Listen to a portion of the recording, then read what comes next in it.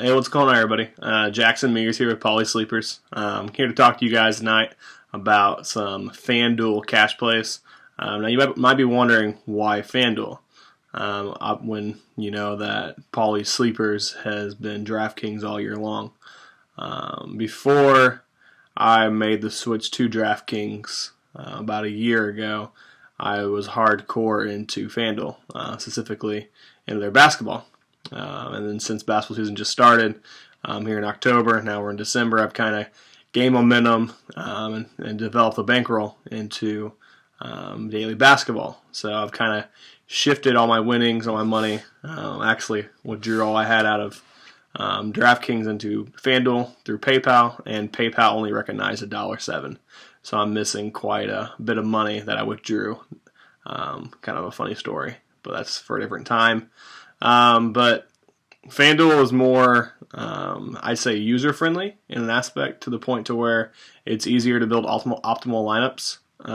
So you can get a high-end quarterback, get a high-end running back, get a high-end receiver, and still be flexible to like your team than a stars and scrubs types lineup on DraftKings. So let's get into this build quick video. Get you guys a optimal cash lineup, and we'll go make some money. All right, for our quarterback, we're going to go with Russell Wilson. He is 8,400 on FanDuel. Last week, the Rams allowed Carson Wentz in a half before tearing his ACL. It's very sad. I actually have Wentz as my season-long quarterback, so I'm in the semifinals right now, and I'm starting Phillip Rivers as he plays right now in the Saturday night game. So let's pray for him to go off. But last week, they allowed Wentz to go for 358 and 4 touchdowns, that total offense. Over the past month, Russ has gone for 26.39 FanDuel points. And if you've been focusing and paying attention the past couple years to Seattle football as well as just Russell Wilson, Russ gets hot towards the end of the season. I think their record over the past 3 years, in November to December is, I think their winning percentage is like up in the 800s. That's ungodly when you think about that winning percentage is that high.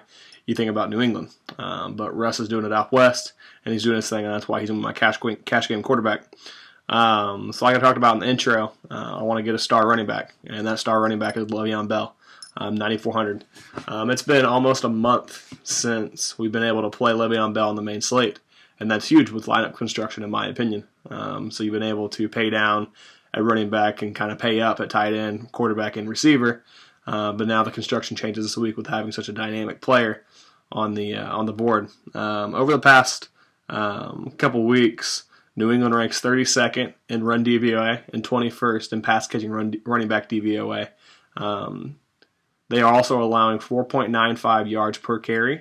If you look at it, Bell's getting 25 to 35 touches a game. And at 9,400, I think he's a steal. You're looking at optimal value of 2.5 times. So 2.5 times minus 9.4. It's a little bit like 20, 21. But that's what you want, and I think he can get that for you. And with it's the highest scoring game of the week at 53.5, with New England favored by 3. I think it's going to be a game where Le'Veon Bell does his thing. He's on the year, he has 683 yards receiving, and you do get, it is a half-point PPR, which does kind of suck on FanDuel compared to DraftKings. DraftKings being a full-point PPR, but Bell is definitely your guy. I think he is. Every week, me and Paul talk about, he always asks me, who's your guy, Brown or Bell? What is it, a Brown or Bell week? And in my opinion, Bell is the play this week. Brown's a great play as well. I just think volume outweighs potential in an aspect, in my opinion. So the other running back we're going to go with, we get 2 running back spots on FanDuel, is Kenyon Drake.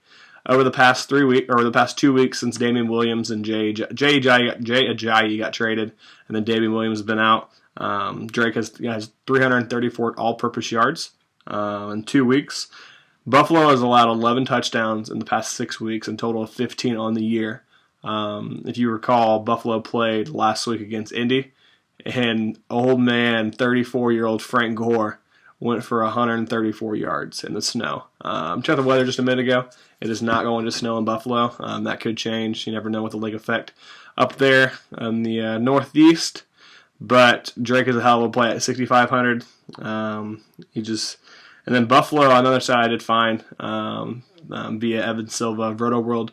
In the past 6 weeks, Buffalo has allowed 145 plus yards to the running back position in 5 of the past 6 weeks. Like I just said, I mean, Drake's just in 2 weeks put up 334. I think we add another $1.50 to that, and we increase our winning percentage. So with FanDuel, you do get 3 receiver spots. The first one I'm going to fill up is D.D. Westbrook.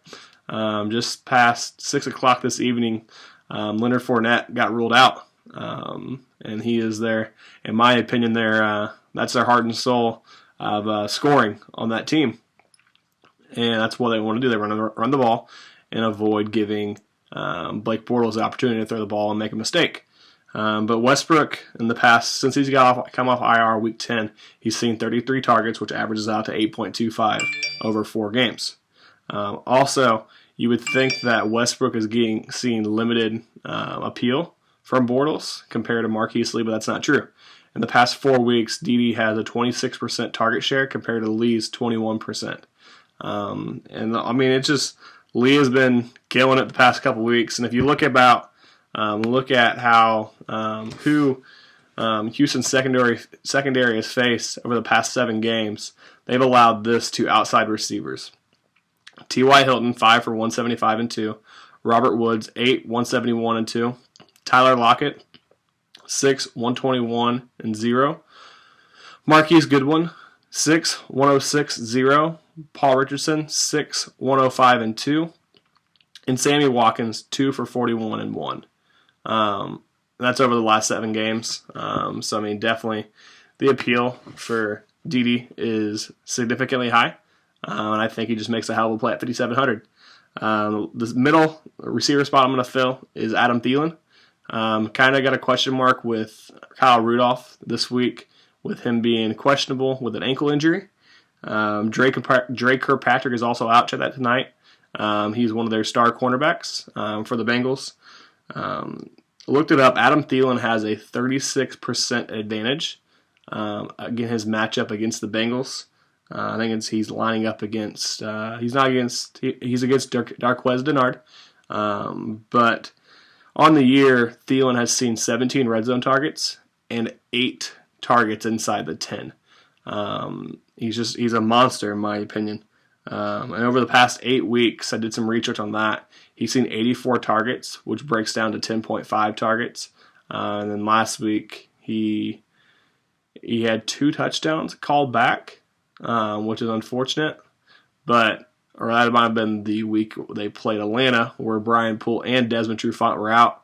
But I mean, the point totals are there for Trufant. I mean, for Thielen, he's just a good play in my opinion. Last receiver we're going to go with is Marquise Goodwin of the San Francisco 49ers at 6,600. In the past 5 weeks, Goodwin has recorded 13.6 FanDuel points, 13.9, 9.8, 16.6, and 7.8. That's 366 yards over the past. That's wrong, but it is what it is. But he's only had 1 touchdown in the past 4 weeks. So that's kind of he's due for some touchdown regression, positive.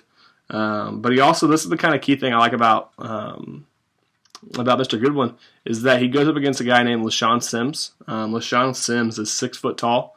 Marquise Goodwin is 5'10" or 5'9", but he's a short receiver, but he's really fast. Marquise Goodwin runs a 4.23 40, while LaShawn Sims runs a 4.53 40. He's a speedster, and he's going to burn him. It's kind of contradictory, because when a couple weeks ago when me and Paul did the show with Justin Kelly, Juice in the Morning podcast, Paul looked at me and he said, "Hey, I really want to play Hilton." I was like, "That's kind of curious, because Tennessee has given up the least amount of 20-yard plus plays of 31 total this year." And kind of that game, T.Y. wasn't really a factor, rather than it was Doyle. I don't see that really being with Goodwin, because Goodwin is becoming Jimmy G's preferred target over the past 2 games. Since Jimmy G has started, Goodwin has seen a 28% target market share compared to Trent Taylor and Lewis Murphy at 12% apiece. So I mean that's where the targets are going. Let's target this in a scoring game with a line of 45. I think it's just a good play. To finish our tight end, we're going to go with Jimmy Graham, stacking him with Russell Wilson. Did some research prior to last week where he put up a 0. Graham hadn't scored under 10 Fanduel points since week 5.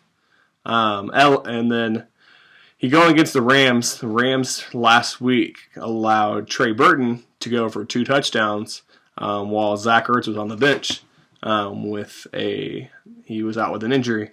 And then in the first game this year, Graham went for 6 for 8 for 37 yards and a touchdown. I think that's a smart play on FanDuel when touchdowns mean so much, and Graham is a positive touchdown regression person. So with kicker, I know talking about kicker on Paulies sleepers, that's something we've never done, but with me doing FanDuel, we're going to get used to it, and we're going to stay with a game we already talked about. That game is with the San Francisco 49ers and Robbie Gould. He is priced at $4,500, which is the minimum for a kicker. Since Jimmy G has joined the starting lineup, actually giving the 49ers a proficient quarterback throwing the ball and moving the ball down the field, Gould has averaged 16 points on FanDuel from the kicking position, going 9 for 9 and 2 for 2 on extra points. So kind of did some research when you're looking at doing kickers. You want to see how previous kickers have done, what's been the pace of the game. And I looked back 4 weeks, and in the past 4 weeks, Tennessee has allowed 4 field goals, 2 field goals, 3, and 4. That is a total of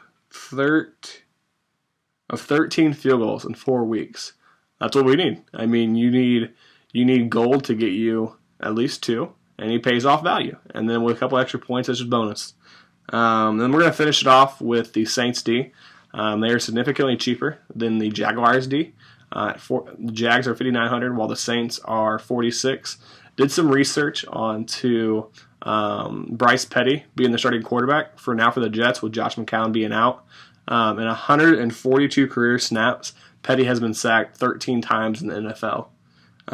Also, I think this is just a good play because everyone's going to want to pay that price for Jacksonville going against a depleted Houston team with not Tom Savage, but with TJ Yates as quarterback. I just think you can save $1,300 and pay that for another receiver or another high-end running back if you'd like. But that's it. That's it with Paulie Sleepers today. I'm going to post my cash lineup here at the very end of this video. Hope you guys enjoy. Subscribe to the channel, and also let me and Paul know through Facebook, through Twitter, through our YouTube channel at Paulie Sleepers. So let us know if you win. Let us know how you do, and good luck this weekend. Have a good one, guys.